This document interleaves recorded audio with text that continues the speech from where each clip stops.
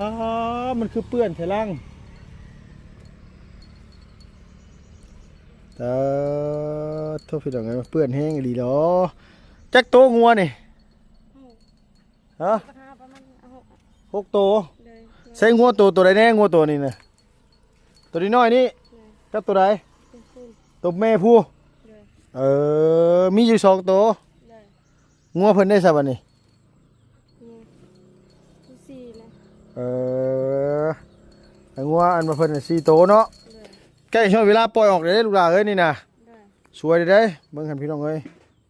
โอ้ชีวิตมุงเนี่ยปล่อยแม่นังปล่อยแม่ปล่อยไปเลี้ยงใส่ตะเกาปล่อยไปเลี้ยงใส่นี่นะเลี้ยงอยู่ห้วยสวนไม่บิ๊กไก่บ่เฮ้ยเออเอาคือยังบ่ทันได้ปล่อยบ่ปล่อยบ่โดยไปแม่ไปเตรียมแม่เอาข้าวเอาน้ำไปบ่ลังเอาแต่น้ำไปบ่เออ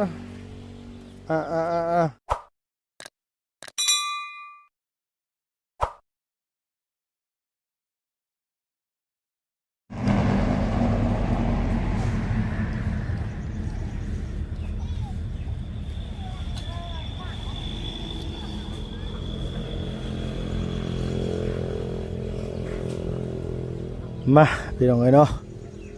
โดนได้บ่ได้มาอันหาทั้งกันว่าทั้งประตูไม่ตู้นี่จนว่าจำแทบบ่ได้พี่น้องเอ้ยโอ้ยเห็นทั้งแต่คลิปบ่จันเพิ่นมาแจ้งข่าวดีน้องเพิ่นว่าสิมาเฮ็ดเฮือนเฮ็ดซ่านให้ซั่นว่าเอาสบายดีเด้อตู้เด้อสบายดีเด้อสบายดีโอ้ยจำได้อยู่บ่ยังจำได้อยู่บ่โอ้ยสบายดีไม่แห้งเด้อลูกเด้อโดย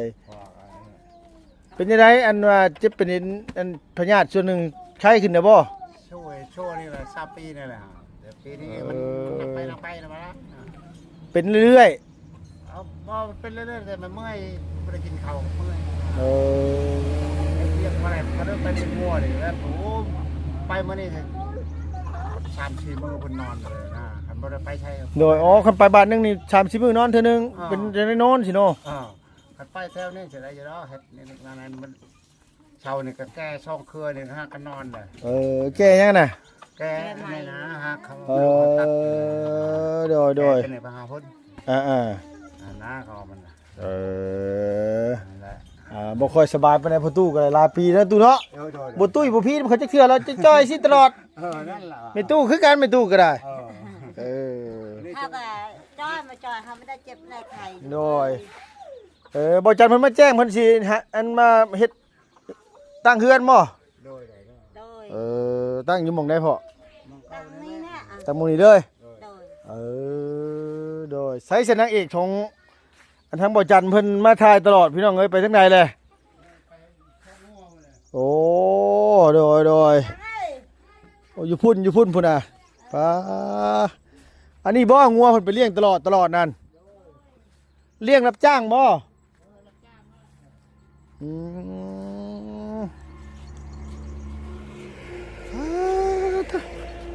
สบายดีเด้อล่ะเด้อโดยโอ้จนเป็นสาวเลยบัดนี้มาบัดนี่จนว่าใหญ่เป็นสาวเลยเนาะใช้จักรบุ้งสิปล่อยง่วงนะลูกฮะ11 โมงเอามันเปื้อนสิบ่ได้เห็นว่ามันไม่นอนมาเฉยยามมื้อคืนเฮ้ยนี่นะมันยืนตลอดบ่น้องนี่นะ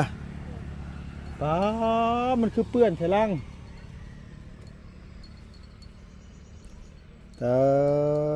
โทษพี่น้องไงมันเปื้อนแห้งอีหลีดอจักโตงัวนี่ฮะ6 โตใส่งัวตัวใดแน่งัวตัวนี้น่ะตัวนี้น้อยนี่กับตัวใดตัวแม่ผู้มีอยู่2 โตงัวเพิ่นได้ซะบัดนี้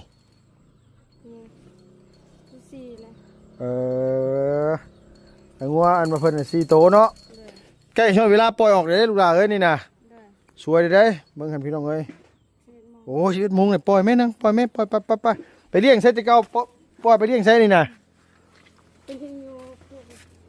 เลี้ยงอยู่ห้วยสวนไม่บิ๊กไก่บ่เฮ้ย เอาคือยังบ่ทันได้ปล่อยบ่ปล่อยบ่โดยไปแม่ไปเตรียมแม่เอาข้าวเอาน้ำไปบ่ลังเอาแต่น้ำไปบ่เออ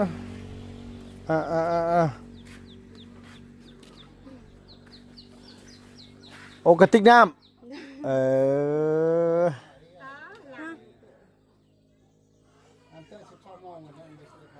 โดยโอ้ยมันสวยได้นี่บ่ปล่อยไปบ่ มา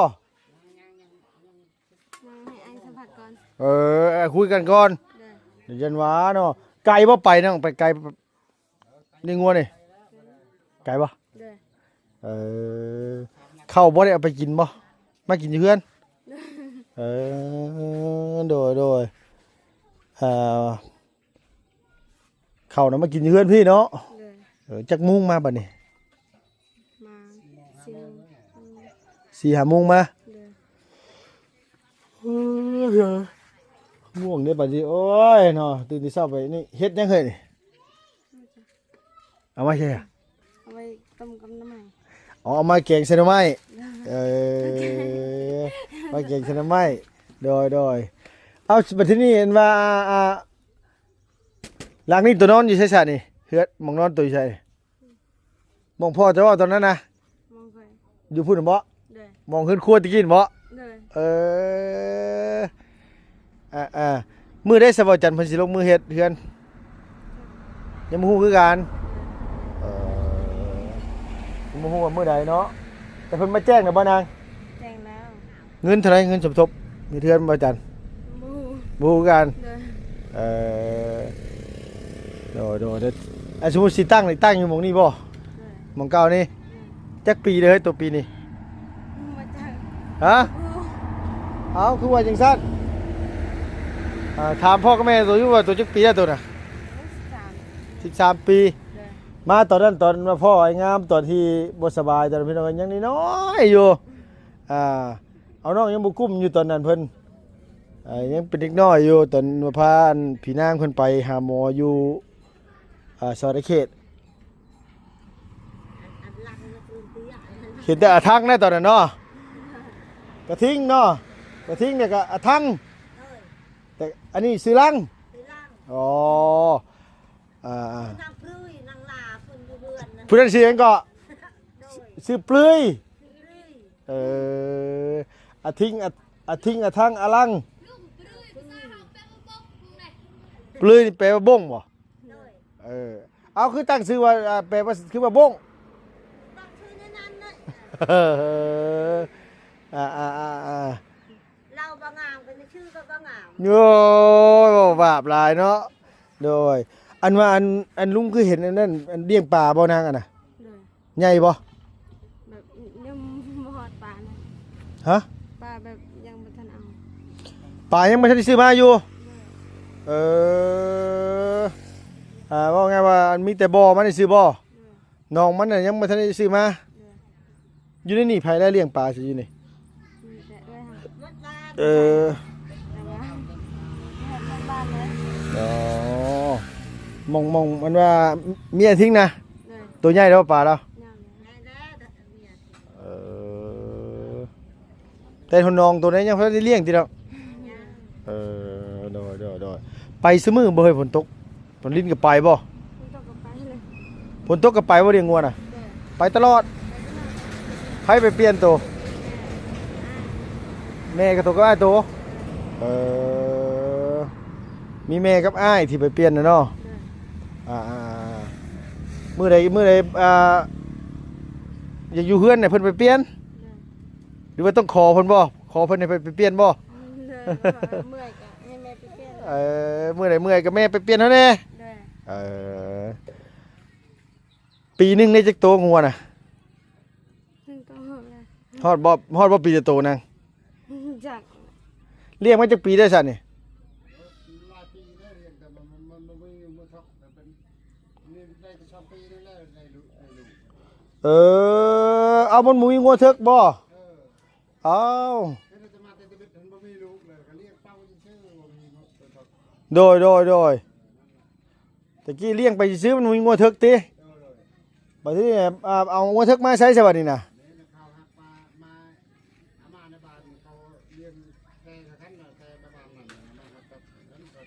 โอ้ตะกี้เดี๋ยวมึงวิ่งงัวเถิกก็เลี้ยงไปซื้อ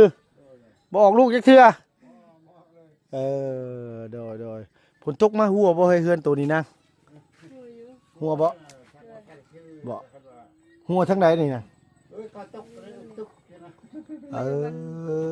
มีสมองอยู่บ่ได้โนมองห้องตัวนอนได้หัวมองห้องตัวนอน นอนคือ ฮะ หัวหมดเลย หัวบ่คือกัน เลย นักคือกันเนาะ เลย โดยบัดทีนี้ทั้งบ่จันเพิ่นว่าเพิ่นสิมาเฮ็ดมื้อใดนางเฮือน นี่ อืมยังบ่ฮู้คือกันว่าสิอันว่ามาเฮ็ดมื้อใดเนาะ เลย ฟังมึงเรื่อยๆแม่นบ่ เลย นอกจากเลี้ยงงัวได้เฮ็ดหยังเฮ้ยโต ทำไม หาหน่อไม้มาขายนี่บ่ขายได้ซื้อหยังเฮ้ย ให้แม่ ให้แม่ เลย โดยไปเลี้ยงงัวไปจักคนล่ะ ไปก็เพื่อเดียวแหละแต่ว่าเดือนนี้มีลายอยู่ก่อน บ่แบบว่าตัวไปฮอดป่าแล้วมีจักคนมานี่มันไปอยู่พุ่นมีหมู่มีหยังอยู่บ่ มีอยู่แต่เขาแบบว่าเมียนห่างกันไม่ได้เลี้ยงนำกัน เอาคือบ่เลี้ยงนํกัน ด้วย แต่หัวก็อิ่ม เลี้ยงไผเลี้ยงมันสิบ่ ด้วย อ๋อบ่ได้เลี้ยงนํกัน ด้วย ไปแล้วคือว่าเฮ็ดมีอยู่หมู่น่ะแต่บ่ได้อยู่นํกัน ด้วย หมู่ก็เลี้ยงหม่องหนึงเขาก็เลี้ยงหม่องหนึง ด้วย ไปเป็นชุ่มไป มันมาถึกนะ อ๋อมองไงว่าบ่งัวไปนํกันมันบ่ถือกัน ด้วย มันชนกันสิบ่ ด้วย เออมี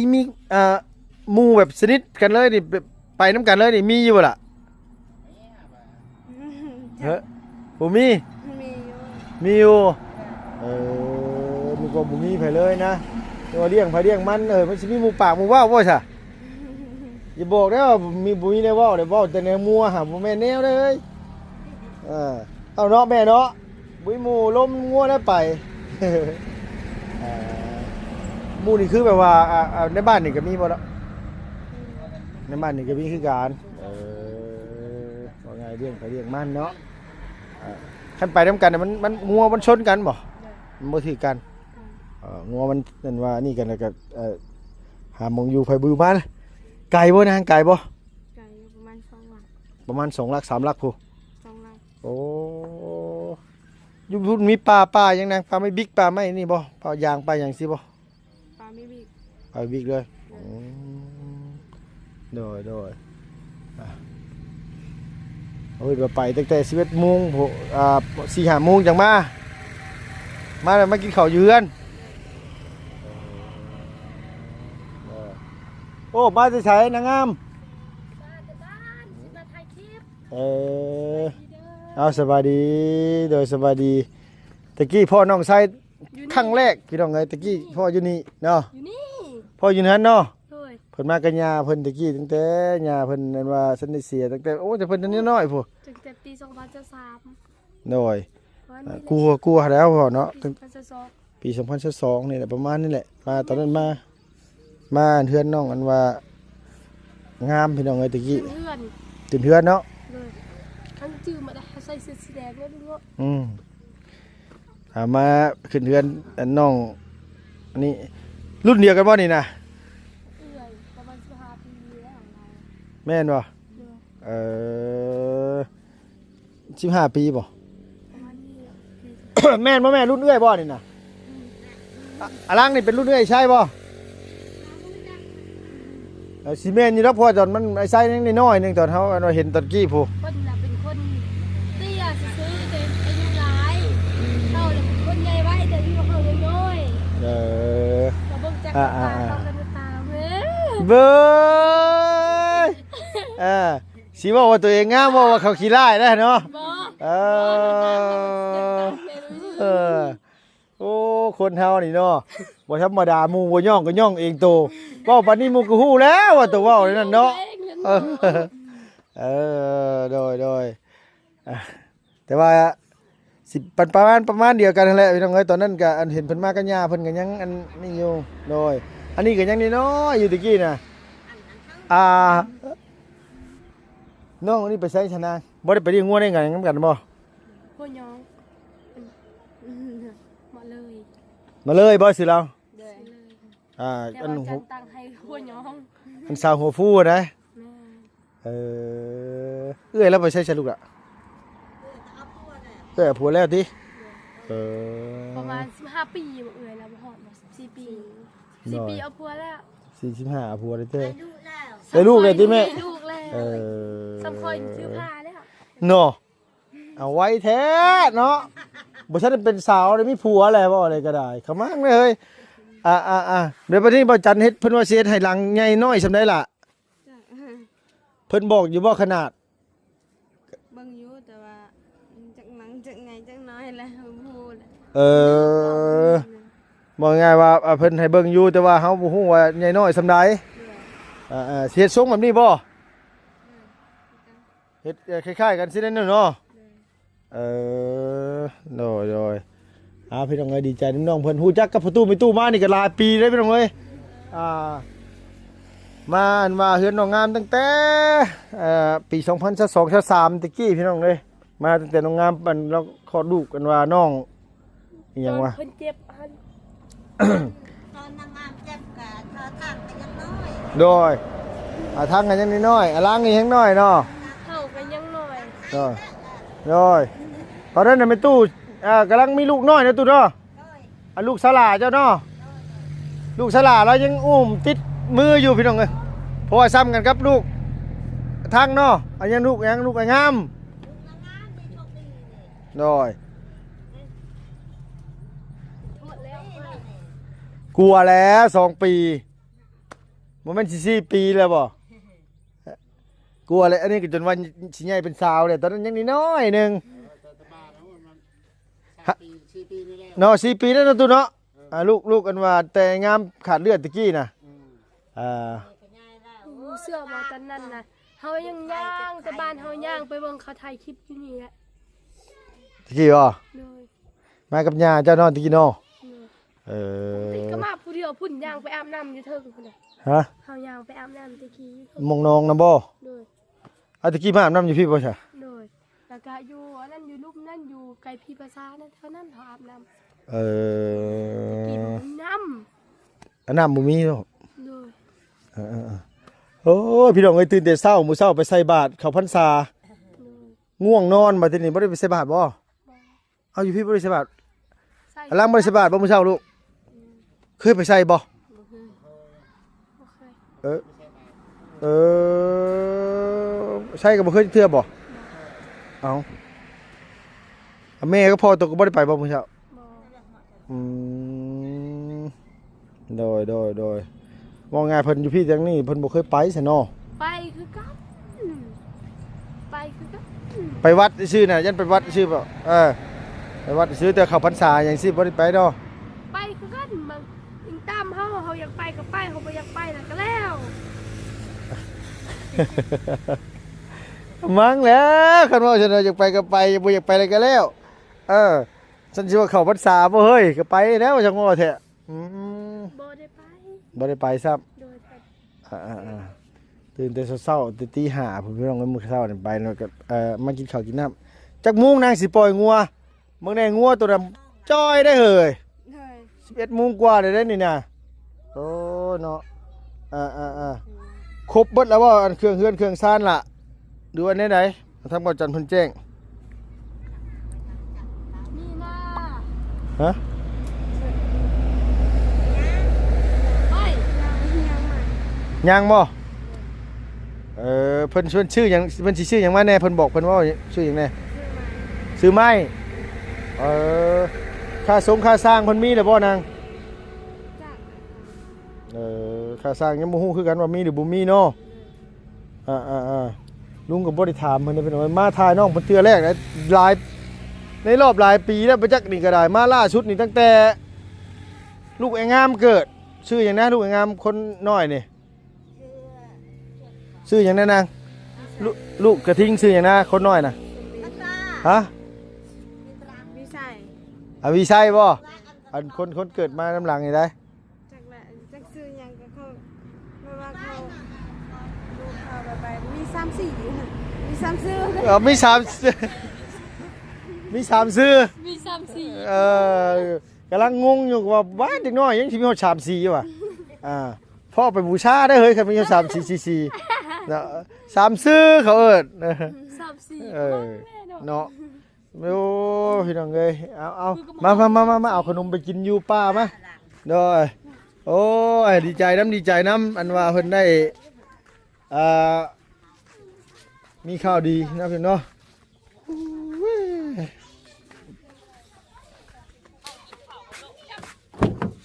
ใส่บ่ตูนเอาแกะขนมมาให้คอยนะนี่โ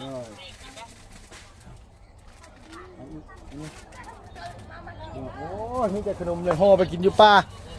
อะไรอันนี้สีเข่าอยู่นี่บ่น้อยนี่ขนมไปกินอยู่ป่าได้นังเด้อ